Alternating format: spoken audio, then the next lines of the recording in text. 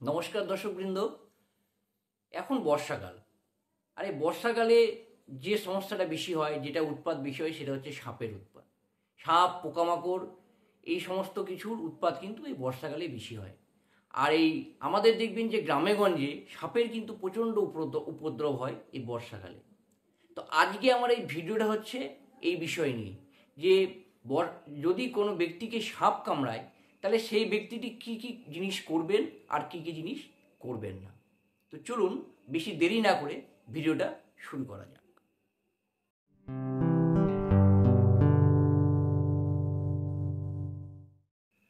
দর্শকবৃন্দ, এই বর্ষাকালে কিন্তু প্রচুর সাপের উপদ্রব হয় এবং আমাদের গ্রাম বাংলায় দেখা যায় প্রচুর পরিমাণে কিন্তু সাপ যেখানে সেখানে ঘুরে বেড়াচ্ছে। ঝাড় জঙ্গলে কিন্তু সাপ, অনেক সাপ থাকে এবং প্রচুর মানুষকে কিন্তু সাপ কামড়ায়। দেখবেন গ্রামগঞ্জের মানুষকে কিন্তু বেশি পরিমাণে সাপ কামড়ায়। তো এইবার সাপ কামড়ালে আমাদের গ্রামগঞ্জে কী হয়, অনেক রকম কিন্তু কুসংস্কার আছে। কি করে, সাপ কামড়ালে সঙ্গে সঙ্গে ওঝার কাছে নিয়ে যায়, বিভিন্ন রকম জিনিস খাওয়ায়, বিভিন্ন রকম গাছগাছালি খাওয়ায়, ওঝার কাছে নিয়ে যায়। এরকম বিভিন্ন রকম জিনিস কিন্তু অনেক বেশিরভাগ লোকেরাই কিন্তু গ্রামগঞ্জের লোকেরা করে থাকেন। তো এই জিনিসগুলো কি করা ঠিক? আজকে আমি বলবো যে একজন মানুষকে সাপ কামড়ালে তিনি কি কি করবেন আর কি কি করবেন না। তো যে মানুষটিকে সাপে কামড়াবে তিনি কি করবেন? তিনি একটি জিনিসই করবেন, সেটি হচ্ছে যত তাড়াতাড়ি সম্ভব আপনার নিকটবর্তী স্বাস্থ্যকেন্দ্র বা হাসপাতাল যেটা আছে, সরকারি হাসপাতাল, সেখানে যাওয়া। তার একটি মাত্রই কাজ, সে যত তাড়াতাড়ি সম্ভব নিকটবর্তী হাসপাতালে, সরকারি হাসপাতালে যাবে। সেখানে গেলেই কিন্তু তার এই সাপে কামড়ানোর চিকিৎসা হবে। তাহলে সেই একটি জিনিসই করবেন। এইবার জানা যাক যে কি কি করবেন না। এই করবেন নাতে কিন্তু অনেক কিছু আছে। যেমন প্রথমেই বলে রাখা দরকার, সাপে যদি কাটে তাহলে কিন্তু দেখবেন যে লোকটিকে সাপ কামড়াচ্ছে সে কিন্তু তাকে চুপচাপ বসে থাকতে হবে বা শুয়ে থাকতে হবে। সে যেন বেশি দৌড়াদৌড়ি না করে। কারণ সে যত দৌড়াদৌড়ি করবে, হাঁটাচলা করবে, তত তার কী হবে, শরীরে রক্ত কিন্তু ব্লাড প্রেশার বাড়বে, শরীরে রক্ত চলাচল বেশি হবে। আর শরীরে যখন রক্ত চলাচল বেশি হয়, তার যদি বিষাক্ত সাপ কামড়ায়, সেই বিষ কিন্তু তাড়াতাড়ি কিন্তু শরীরে ছড়িয়ে পড়বে। তাই জন্য সব থেকে আগে হচ্ছে সে চুপচাপ বসে থাকবে, বসে একজনকে ডাকবে, ডেকে সঙ্গে সঙ্গে সে হাসপাতালে যাবে। আর কি করবে না? যেটা করবে না সেটা হচ্ছে এই গ্রামগঞ্জে ওঝার কাছে যাওয়া। এটা কিন্তু একদমই করা উচিত নয়। এই ওঝারা কিন্তু ভুলভাল চিকিৎসা করে, ভুলভাল চিকিৎসা করে মানুষের কিন্তু আরও ক্ষতি করে। কি হয় দেখবেন যে যখন একটা মানুষকে সাপে কামড়ায়, তাকে কিন্তু আতঙ্কেই কিন্তু মানুষ বেশিরভাগ মানুষ মারা যায়। যে আমাকে সাপে কামড়াচ্ছে, এই যে আতঙ্কেই কিন্তু অনেক কিছু দেখবেন, হার্ট ফেলিওর হয়, ভয় পায়, অনেক রকম সমস্যা হয়। এতে কিন্তু অনেক রকম মারা যায়। সাপে কামড়ানো মানেই কিন্তু লোক মারা যাবে না। বিষাক্ত সাপ যদি না কামড়ায় তাহলে তো ঠিকই আছে। আর যদি বিষাক্ত সাপ কামড়ায়ও সেক্ষেত্রেও কিন্তু 70% লোক কিন্তু মারা যায় না। কেন যায় না? সাপে কামড়ালেই কিন্তু সেই বিষ আমাদের শরীরে কিন্তু যায় না। 70% বা 60% ক্ষেত্রে কিন্তু সেই বিষ শরীরে যায় না। আর কিছু কিছু ক্ষেত্রে বিষ শরীরে যায়। তো এই যে 60% লোকের শরীরে বিষ যাচ্ছে না, তারা যদি ওঝার কাছে যায়, ওঝা এই ভুলভাল চিকিৎসা করে তাকে ঠিক করে দিল, তখন লোকের বিশ্বাস হলো না, আমি তো ওঝার কাছে গেলাম, ওঝা ঠিক করে দিল। কিন্তু তা নয়, সে যদি ওঝার কাছে নাও যেত তাও সে ঠিক থাকতো। তাই জন্য তাকে ওঝার কাছে যাওয়া যাবে না। আর কি করবে না? বাঁধন দিয়ে যায়। সাপ কামড়ালে কি হচ্ছে, একদম টাইট করে বাঁধন দিয়ে দিচ্ছে হাতে পায়ে, যেখানে কামড়ালো। এই বাঁধন দেওয়াটা কিন্তু যাবে না। কারণ বাঁধন দিলে, এই বাঁধন দিয়ে কখনোই কিন্তু সাপের বিষ আটকানো যায় না। সাপের বিষ আরও শরীরের গভীরে যায়।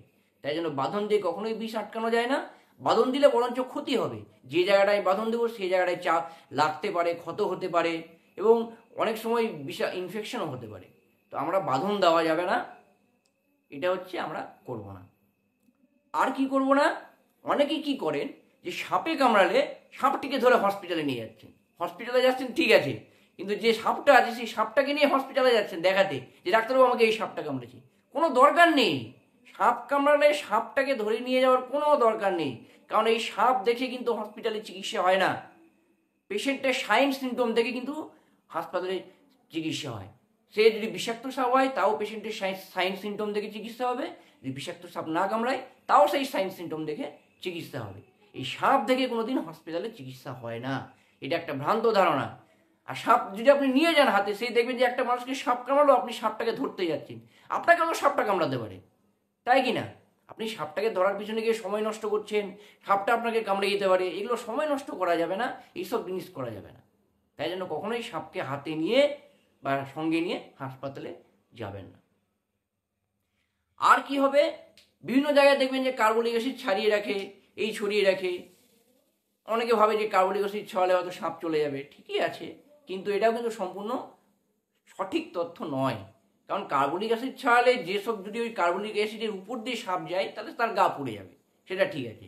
সেক্ষেত্রে যদি কোনো মানুষ পা দিয়ে দেয় কার্বলিক অ্যাসিড বা হাত দেয়, তার মানুষের গা হাত পা পুড়ে যাবে, কিন্তু তা বলে যে সাপটা চলে যাবে সেরকম নয়। আপনাকে কি করতে হবে, জঙ্গল পরিষ্কার করতে হবে। আপনার বাড়ির আশেপাশে যে জঙ্গল আছে, ঝাড় জঙ্গল আছে, সেগুলো পরিষ্কার করে রাখবেন, তাহলেই দেখবেন বাড়িতে সাপের উপদ্রব কম হবে। তাহলে আজকে বুঝতে পারলেন তো যে আপনি কি কি করবেন, কি কি করবেন না। আপনার একমাত্র কাজ হচ্ছে সাপ কামড়ালে যত তাড়াতাড়ি সম্ভব সরকারি হাসপাতালে যাওয়া, এটাই আপনার প্রধান এবং 1 নম্বর কাজ। আর যেগুলো করতে হবে না সেগুলো তো আমি বললামই। বন্ধুরা, আজকে আপনারা অবশ্যই বুঝতে পারলেন যে কি করতে হবে আর কি করতে হবে না।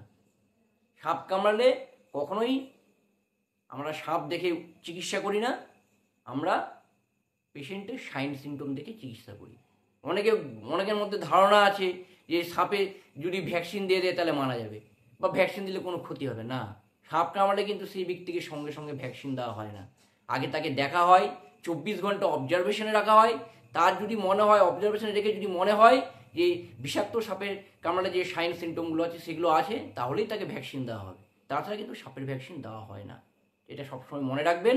আর যেগুলো করতে বললাম সেই জিনিসগুলো করবেন, তাহলেই দেখবেন প্রচুর মানুষ কিন্তু এই সাপ কামড়ানোর মানে সাপের বিষ থেকে বেঁচে যাবেন বা সঠিক চিকিৎসা পাবেন। তো বন্ধুরা, এই ভিডিওটি যদি ভালো লাগে তাহলে অবশ্যই একটি লাইক দিয়ে দেবেন, আর আমার এই চ্যানেলটিকে সাবস্ক্রাইব করে দেবেন, কারণ এরকম নতুন নতুন ভালো ভালো ভিডিও, হেলথ রিলেটেড ভিডিও আমি আমার এই চ্যানেলে আনতে থাকি। বন্ধুরা, আজকে পর্যন্তই, নমস্কার।